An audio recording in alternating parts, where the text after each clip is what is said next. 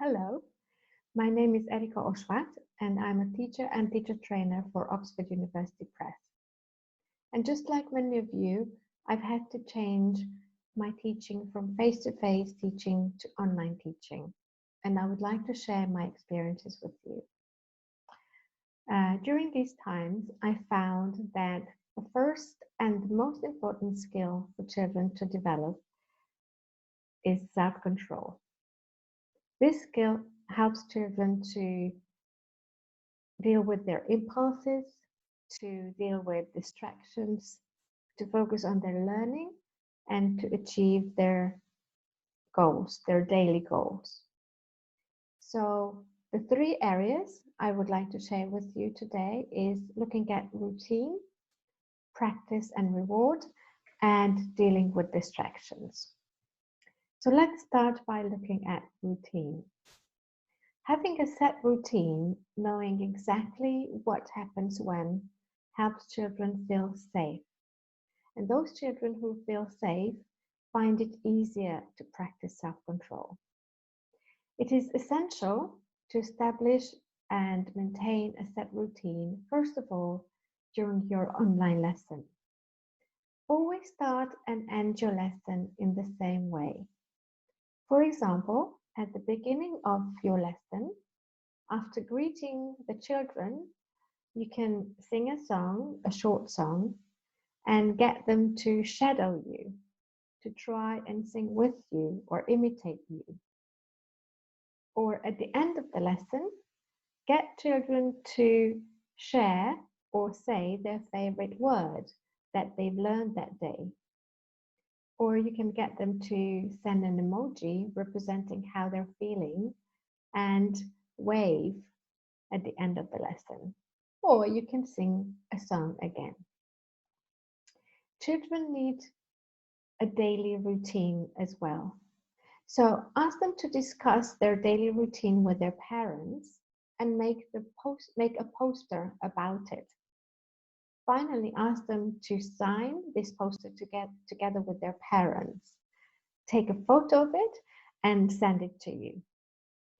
Then you can share these posters, if you like, one by one with the class, and you can get the owner of this poster to describe, to talk about their daily routine, while the others listen to identify things they may have in common or any differences that there could be between their daily schedules.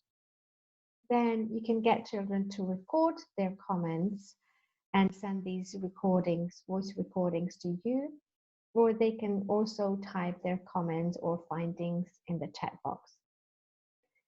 Thirdly, children need a lot of support with their study time routine. Ask children to study English or do their homework always at the same time after their lessons. For example, if their lessons are on Mondays and Wednesdays from 10 to 10:40, for example, ask them to do their homework in the afternoons, say from 3 o'clock, from 3 to 3:30 on Mondays and Wednesdays. Also, as part of the study routine, make sure you include an offline task.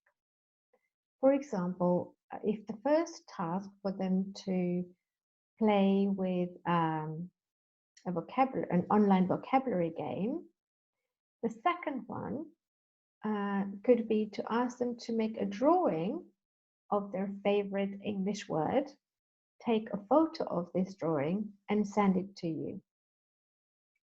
Having offline tasks help children focus in a different way, and this helps them to continue practicing self-control. So let's move on to the second area. This is practice and reward. An effective strategy to help children practice self-discipline is if-then. For example, if I finish and send my homework to the teacher, I will get a badge. Or if I complete this online project, with my classmate, I will get 3 badges. Of course, you may choose to turn these badges into grades later on, but the idea of collecting badges or different number of points for various tasks completed can help the children stay focused. The last idea I'd like to share with you is ways of helping children deal with distractions.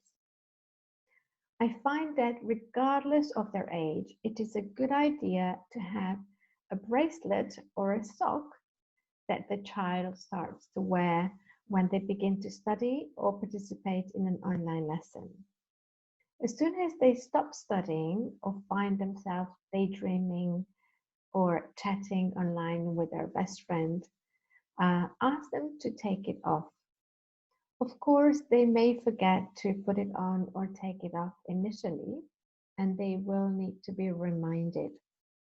However, over time, they will get used to it, and they will, um, and this will help them notice when they get distracted. So, at the beginning of your lesson, always ask them to put on their bracelet or sock, and at the end, to take it off. You may also get them to draw or write about these experiences of using their bracelets or socks. Ask them questions such as, what does it feel like to wear your bracelet or your sock? Or how do you feel it helps you in your learning? And finally, a couple of thoughts about self-control. Exercising self-control does not mean hiding their impatience or hiding their anger or their frustrations. So our aim is not to encourage them to hide these feelings, quite on the contrary, to notice them and to deal with them. So in other words, to have control over them. Also, learning self-control is a process. It is not something children can learn from one day to another. So it does require a lot of patience towards the children we teach and also towards ourselves as parents. I hope these ideas have been helpful. There are a lot more ideas on our ELT Oxford website. So do take a look at them and come back to them regularly as ideas get added. I wish you good luck in these challenging times. Thank you.